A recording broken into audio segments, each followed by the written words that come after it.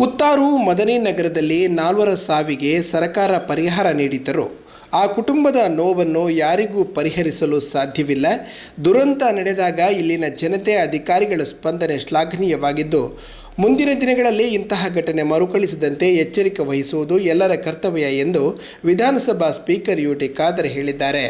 ಮದನಿ ನಗರದ ಜುಮ್ಮಾ ಮಸೀದಿಯ ಮದ್ರಸದಲ್ಲಿ ಪ್ರಾಕೃತಿಕ ವಿಕೋಪದಲ್ಲಿ ಮನೆಯ ಆವರಣ ಗೋಡೆ ಕುಸಿದು 4 ಮೃತಪಟ್ಟ ಕುಟುಂಬದ ಸದಸ್ಯೆ ಫಾತಿಮಾ ರಶೀನ್ ಅವರಿಗೆ 20 ಲಕ್ಷ ರೂಪಾಯಿಯ ಚೆಕ್ನ ಪ್ರಮಾಣಪತ್ರ ವಿತರಿಸಿ ಮಾತನಾಡಿದರು.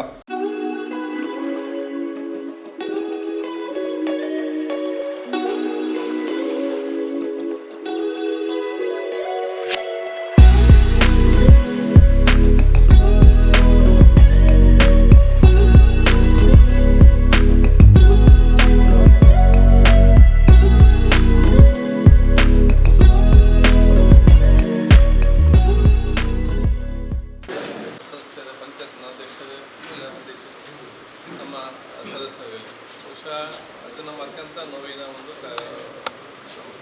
ಸಾಮಾನು. ಮೊನ್ನೆ ಬಹುಶಃ ಇವತ್ತು ಏನೊಂದು ಆ ಘಟನೆ ನಡೆದಿದೆ, ನಮ್ಮೆಲ್ಲರಿಗೂ ಕೂಡ ಇವತ್ತು ಅದರ ಬಗ್ಗೆ ಅತ್ಯಂತ ನೋವು ಮತ್ತು ಬೇಸರ ಇದೆ. ಸರ್ಕಾರ ತಕ್ಷಣ ಅದಕ್ಕೆ ಬೇಕಾಗಿ ನಾವು ಎಷ್ಟೇ ಇವತ್ತು ಪರಿಹಾರ ಕೊಟ್ಟರೂ ಕೂಡ ಆ ಕುಟುಂಬಕ್ಕೆ ಅವರ ನೋವನ್ನು ಸಂಪೂರ್ಣವಾಗಿ ಯಾರನ್ನೂ ಕೂಡ ಇವತ್ತು ಸಾಧ್ಯವಿಲ್ಲ. ನಿಯಮ ಪ್ರಕಾರ ಏನು ಕೊಡಬೇಕಾದ್ರೆ ನಾವು ಇವತ್ತು ಕೊಡ್ತಾ ಇದ್ದೇವೆ. ನಾನು ಹೇಳಿದೆ, ನಾನು ಬೇಡ ನೀವೇ ಕೊಟ್ಟು ಬಿಡಿ ಅಂತೇಳಿ. ಅದು ಬಹುಶಃ ಒಂದು ಇವರೆಲ್ಲರೂ ಕೂಡ ಸೇರಿಕೊಂಡು ಈ ಊರಿನವರು ಬಹುಶಃ ಬರಬೇಕು. ಮತ್ತು ನಾನು ಕೂಡ ಯಾಕೆ ಜಾಸ್ತಿ ಬಂದ ಅಂತ ಹೇಳಿದರೆ, ಒಂದು ಅವರು ಕೊಡುವಂಥ ಪರಿಹಾರ, ಎರಡನೇದು ಈ ಊರವರು ಮತ್ತು ಅಧಿಕಾರಿಗಳನ್ನು ಒಂದು ಅವ್ರಿಗೆ ಸಲ್ಲಿಸಲಿ. ಪ್ರಕೃತಿ ವಿಕೋಪ ಆಗ್ತದೆ, ನಮ್ಮ ಕೈ ಯಾರ ಕೈಯಲ್ಲಿ ಕೂಡ ಇಲ್ಲ. ಮಳೆ, ಗಾಳಿ, ನೀರು, ಬೆಂಕಿ ಇದು ಮತ್ತು ಮಣ್ಣು ಇದು ನಮ್ಮ ಕೈಯಲ್ಲಿ ಇಲ್ಲ. ಇದರಲ್ಲಿ ಯಾವಾಗ ಏನಾಗ್ತದೆ ಯಾರನ್ನು ಎಲ್ಲಿ ಕೂಡ ಊಹಿಸಲಿಕ್ಕೆ ಸಾಧ್ಯ. ನಾವಿಲ್ಲಿ ಮಾತಾಡ್ಬೋದು, ನಾವು ನಾಳೆ ನಾವು ಹೋಗೋ ಏನಾಗ್ತದೆ ಅಂತ ಹೇಳಿ ಇಲ್ಲ ನಿಂತಲ್ಲಿಗೆ ನಮಗೆ ಊಹಿಸಲು ಸಾಧ್ಯ ಇಲ್ಲ. ನಮ್ಮ ಕಣ್ಣ ಮುಂದೆ ನಾವು ಗುಜರಾತಲ್ಲಿ ಆದದ್ದು, ಕಚ್ಚಲ್ಲಿ ಆದದ್ದು, ಬೇರೆ ಬೇರೆ ಕಡೆ ನಮ್ಮ ಕಣ್ಣ ಮುಂದೆ ನಾವು ನೋಡಿದ್ದೇವೆ ಏನು ಆಗಿದೆ. ಸೊ ಯಾವತ್ತೂ ನಮ್ಮ ಕೈಯಲ್ಲಿ ಇಲ್ಲ, ಅದರಲ್ಲಿ ದೇವರ ಕೈಯಲ್ಲಿ ಇರುವಂಥದ್ದು. ಈ ಸಂದರ್ಭದಲ್ಲಿ ಆ ಒಂದು ಸಂದರ್ಭದಲ್ಲಿ ಆದಾಗ ಈ ಊರವರೆಲ್ಲರೂ ಕೂಡ ಸೇರಿಕೊಂಡು ಎಲ್ಲ ಜಾತಿಯವರೆಲ್ಲ ಒಗ್ಗಟ್ಟಾಗಿ ಆ ಕುಟುಂಬದ ನೋವಿನಲ್ಲಿ ಇಡೀ ಊರವರು ಪಾಲಾಗಿ ಏನೊಂದು ಕುಟುಂಬದ ಜವಾಬ್ದಾರಿ ವಹಿಸಬೇಕಿದ್ದ ಒಂದೇ ಮಗಳು ಮತ್ತು ಮಗಳು ಅಲ್ಲಿಯ ಇದ್ದಂಥ ಕಾಲದಲ್ಲಿ ಕೂಡ ಇಡೀ ಊರಿನ ನಮ್ಮ ಒಂದು ಕುಟುಂಬದ ರೀತಿಯಲ್ಲಿ ನಿಂತುಕೊಂಡು ಎಲ್ಲವನ್ನು ಭಾಳಷ್ಟು ಪವಿತ್ರತೆಯಿಂದ ಶ್ರದ್ಧಾಪೂರ್ವಕವಾಗಿ ಬಹುಶಃ ನಿರ್ವಹಿಸ್ತೀವಿ. ಅದಕ್ಕಾಗಿ ನಾನೆಲ್ಲ ನಿಮ್ಮ ಇವರಿಗೆ ನನ್ನ ವಿಶೇಷ ಕೃತಜ್ಞತೆಯನ್ನು ನಾನು ಸಲ್ಲಿಸಲಿಕ್ಕೆ ನಾನು ಬಯಸುತ್ತೇನೆ. ಮತ್ತು ಈಗಾಗಲೇ ನಿಯಮ ಇದೆ, ಅದರ ಪ್ರಕಾರ ಇವರು ನಮ್ಮ ಕುಟುಂಬ ಕೊಡ್ತಾ ಇದ್ದೇವೆ.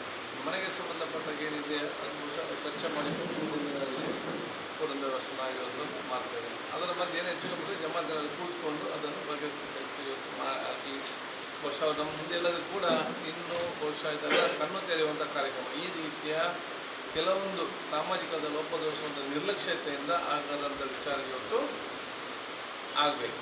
ಆದರೆ ಜನರ ಬಹುಶಃ ಇನ್ನೂ ಅದ್ರ ಬಗ್ಗೆ ಭಾಳಷ್ಟು ಜಾಗ. ನಾನು ಊರಿಗೆ ಹೋಗಿದ್ದೆ, ಒಂದು ತೆಂಗಿನ ಮರ ಹೇಗೆ ಬಂದು ಪಕ್ಕದ ಮನೆ ಮೇಲೆ ನಿಂತಿದೆ, ಅದನ್ನು ಎಲ್ದು ಕಟ್ಟಿ ಅಂತ ಹೇಳಿದರೆ ಕಟ್ತಾ ಇಲ್ಲ ಇದರಲ್ಲಿ.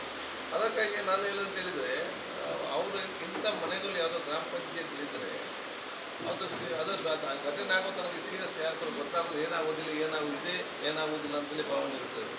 ಅದಕ್ಕೆ ನನ್ನ ಸ್ವಲ್ಪ ಚರ್ಚೆ ಮಾಡಿಕೊಳ್ಳಿ ನೀವು ಮತ್ತು ನೀವು ಪಂಚಾಯತಿಂದಲೇ ಅದನ್ನು ಕಟ್ಟಿ ನೆಕ್ಸ್ಟ್ ಅವರು ಟ್ಯಾಕ್ಸ್ ಬರುವಾಗ ಆ ದುಡ್ಡೇನು ಖರ್ಚಾಗಿದೆ ಅದರಲ್ಲಿಟ್ಟು ರಿಕವರಿ ಮಾಡಬೇಕಾಗ್ತದೆ. ಇದರಲ್ಲಿ ಏನಾದರೂ ಒಂದು ನಿಯಮ ನಮಗೂ ಡಿಸಿಗೆ ಇಂಥ ಸಿಸ್ಟಮ್ ಮಾಡದಿದ್ದರೆ ಅವರು ಕೂಡ ಯಾಕಂದರೆ ಅವ್ರು ಬೇಕಾದ್ರೆ ಮಾಡಿ ಅವ್ರಿಗೆ ಗೊತ್ತಿರೋದಿಲ್ಲ ಈ ರೀತಿ ಆಗ್ತದಂತೆ, ಅವರು ಫೈನಾನ್ಷಿಯಲಿ ಸ್ವಲ್ಪ ಪ್ರಾಬ್ಲಮ್ ಇರ್ತದೆ, ಇನ್ನೊಂದು ಕೂಡ ಇರ್ತದೆ.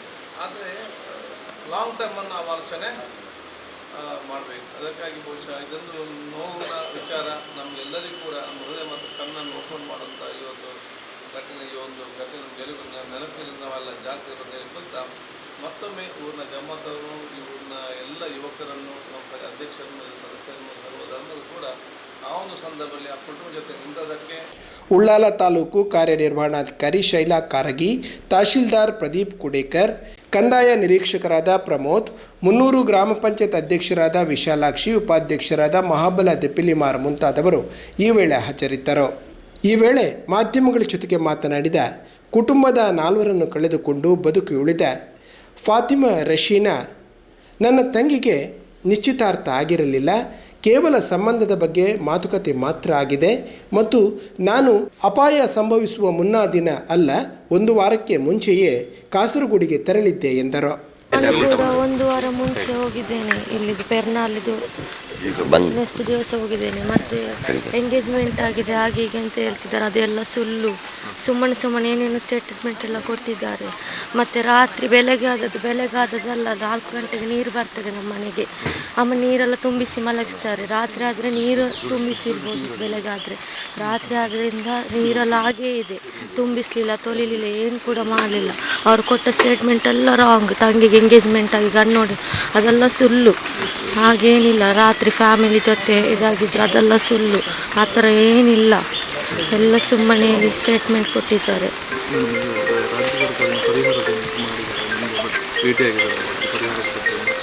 ಮಾತಾಡಿದ್ದಾರೆ. ಇವತ್ತು 3 ಗಂಟೆಗೆ ಏನು ಹೇಳ್ತೀನಿ ಅಂತ ಹೇಳಿದ್ದಾರೆ. 3 ಗಂಟೆ ಒಳ್ಳೆ ಹಿಡಿ ಆಗ್ತೀನಿ 6 ಗಂಟೆ ದಲ ಹತ್ತಿನ 6 ಗಂಟೆ ಮೂರು ಪೂರ ಲಕ್ಕು ನೀರಿಗೂ ಮಾತಾಡ ಜನಕ್ಕೂ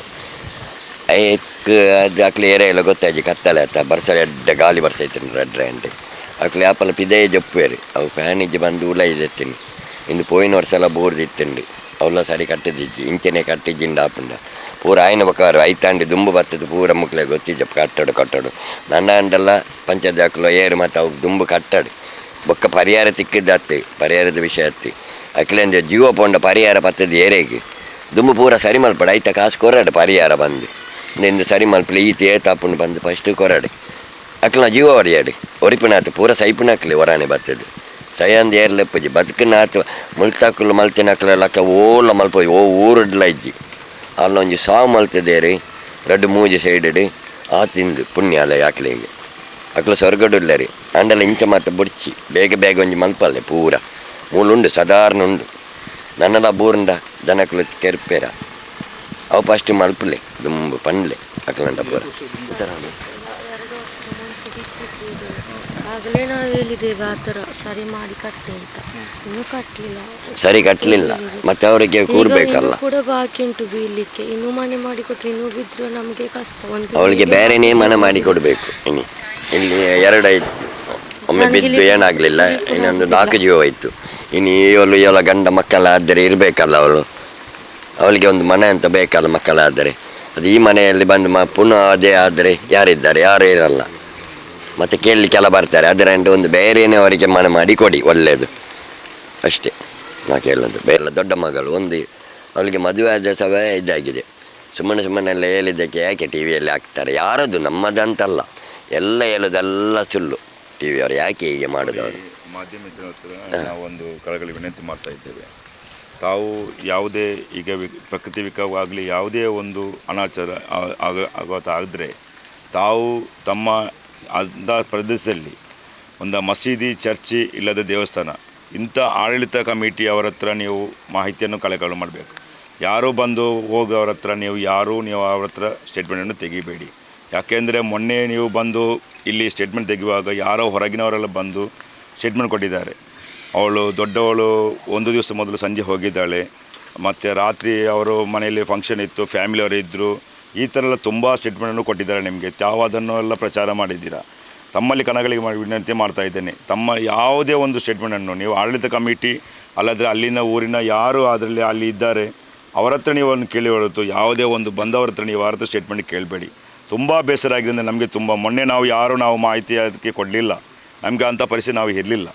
ಅದಕ್ಕಾಗಿ ತಮ್ಮಲ್ಲಿ ಕನಗಳಿಗೆ ವಿನಂತಿ ಮಾಡ್ತಾ ಇದ್ದೇವೆ. ತಮ್ಮ ಮಾಹಿತಿಯನ್ನು ನೀವು ಆದಷ್ಟು ಒಳ್ಳೆಯದಾಗಲಿ ಅಂತ ಆಡಳಿತ ಕಮಿಟಿಯವ್ರ ಹತ್ರ ನೀವು ಇದನ್ನು ವಿಸ್ತಾರವಾಗಿ ಮಾಡಿ. ಬೇರೆ ಯಾರ ಹತ್ರ ಇಂಥ ಸ್ಟೇಟ್ಮೆಂಟನ್ನು ಕೇಳಬೇಡಿ. ನಮಗೆ ತುಂಬ ಊರವರಿಗೆ ತುಂಬ ಬೇಜಾರಾಗಿದೆ.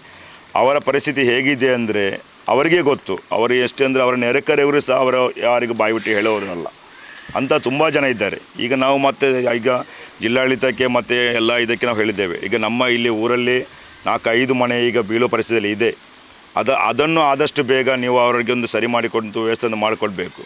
ಇದನ್ನು ನಾವು ತಮ್ಮಲ್ಲಿ ಹೇಳಿಕೊಳ್ತಾ ಇದ್ದೇವೆ. ನಾವು ಈಗ ಬಂದ ಎಲ್ಲ ರಾಜಕೀಯ ಪ್ರತಿನಿಧಿಗಳು ಹೇಳ್ತಾ ಇರೋದು, ಜಿಲ್ಲಾಡಳಿತ ಆಗಲಿ ಅಲ್ಲ ಪಂಚಾಯತ್ ಆಗಲಿ ಅಲ್ಲಾದರೆ PDO ಆಗಲಿ EO ಆಗಲಿ ಎಲ್ಲರ ಹತ್ರ ನಾವು ಹೇಳ್ತಾ ಇರೋದು, ಇನ್ನೂ ಆದದ್ದು ಆಗಿ ಹೋಯಿತು, ಇನ್ನೂ ಮತ್ತೆ ಬೇರೆ ಅಂಥ ಅನಾಹುತ ಆಗಬಾರ್ದು. ಅದಕ್ಕೆ ಅಂಥ ಇದರ ಮನೆಯನ್ನು ಈಗ ಗುರುಸಿದ್ದಾರೆ. ಆದಷ್ಟು ಅಂಥ ಮನೆಯನ್ನು ಅವರು ದುರಸ್ತಿ ಮಾಡಿ ಅವರಿಗೊಂದು ವ್ಯವಸ್ಥೆ ಮಾಡಿ ಕೊಡಬೇಕು.